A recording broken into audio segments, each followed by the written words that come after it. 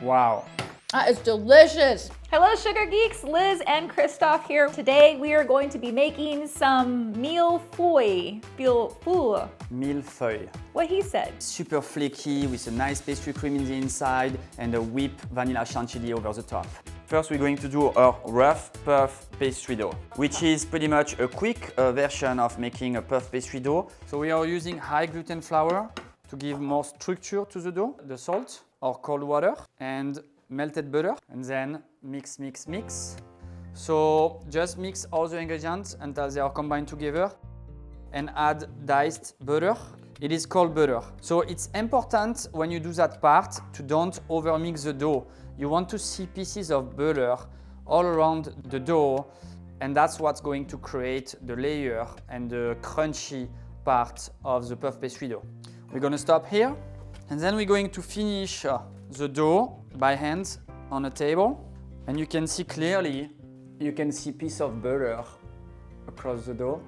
All right, make a rectangle, piece of wrap, and in the cooler for a couple hours.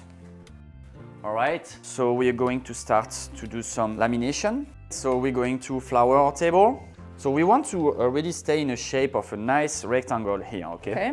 And then little by little, we are spreading our dough. Make sure that your dough is not sticky to the table by adding some flour. When you made Mille Feuille in like hotels, did you use like a big sheeter? Oh yes, we have automatic sheeters that makes something really easy. We will have to make probably 10 kilo dough sometimes. And you're not out there rolling that by hand? No. Do you know the corner trick? So when you're rolling out fondant, Yes. right, and you want it to stay a certain shape, say you want this to be more over here, you roll in the direction that you need there to be more dough.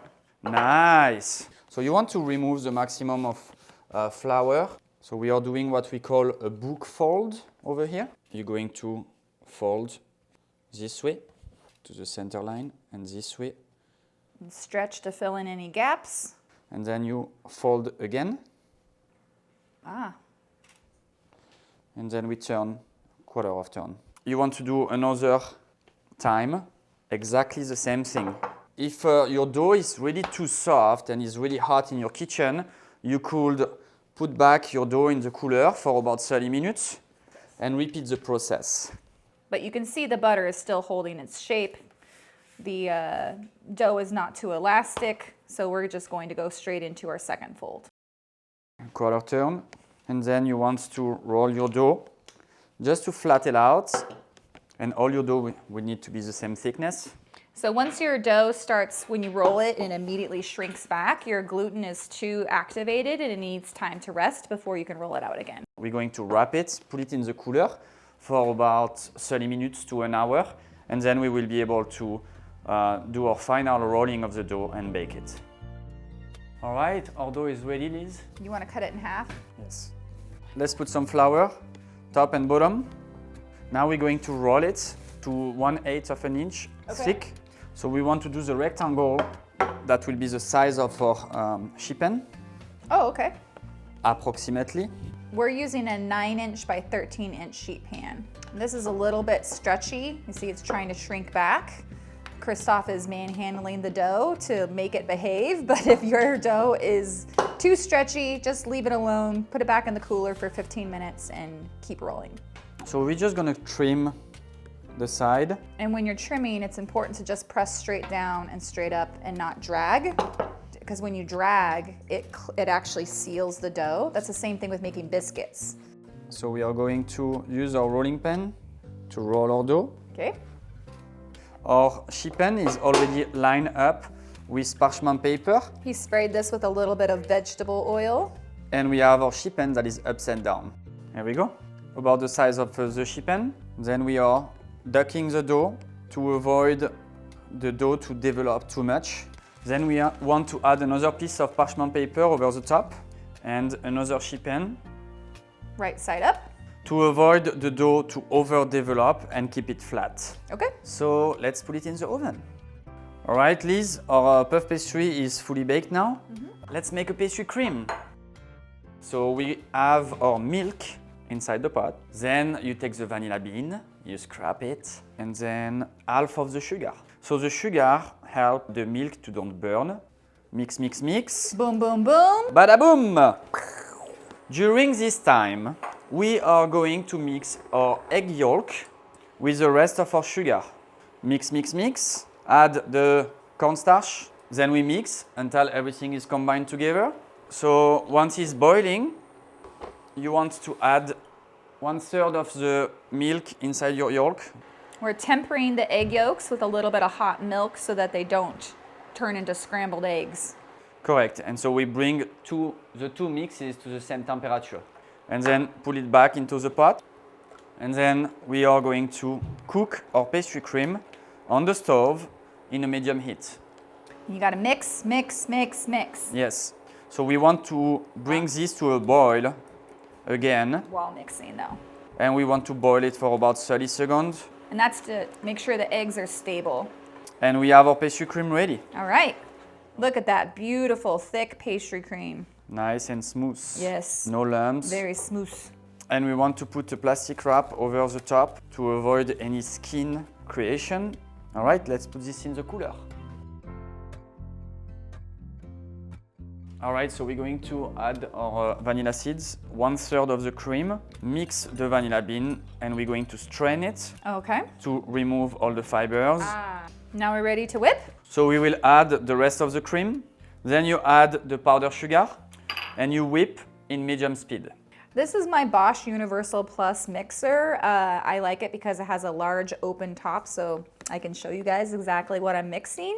It's not great for super small amounts of ingredients though, so if you are having trouble mixing, you can mix by hand or you can use any kind of stand mixer. All right, now our cream is whipped. Ooh, nice. Stable, but not like curdled. Tips inside. This is a Saint Honore tip. Kind of looks like a petal tip for making roses.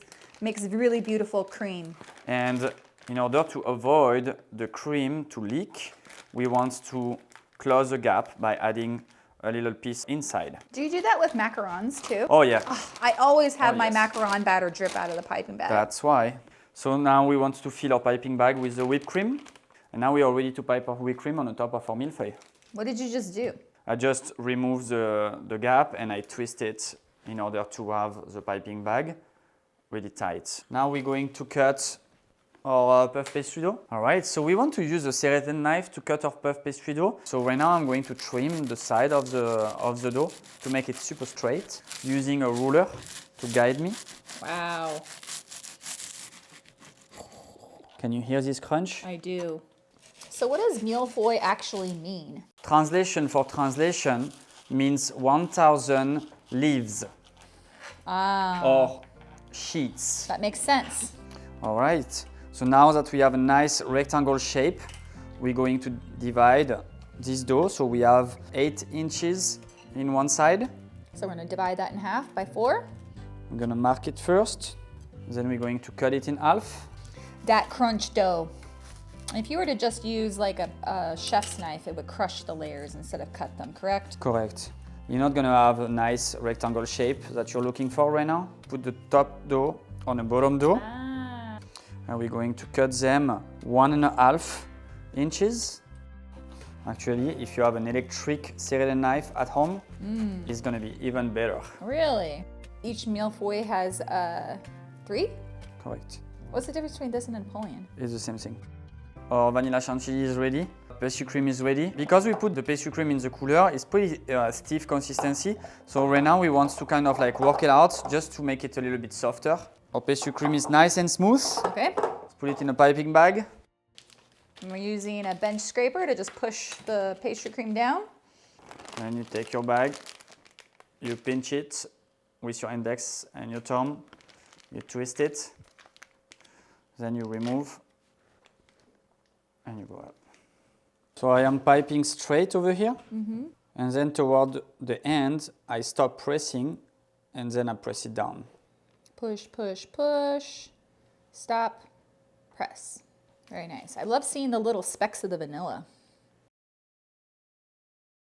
And then we are doing a second layer. You can flavorize your pastry cream with the flavor that you like.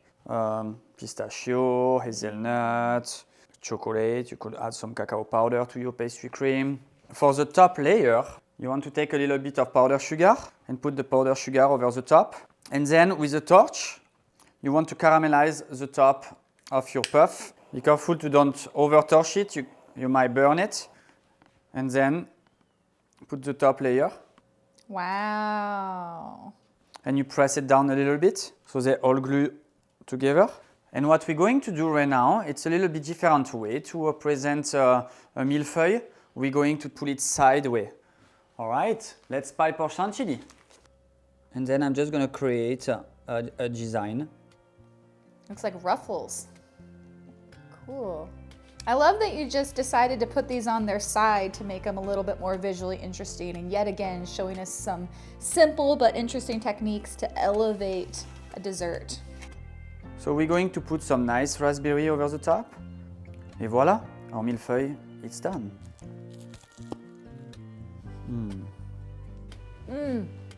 Wow. That is delicious. If you like this video, go ahead and hit that subscribe button and ding the little bell so you get a notification every time a new video comes out. Until then, we will see you in the next video. Bye. Bye.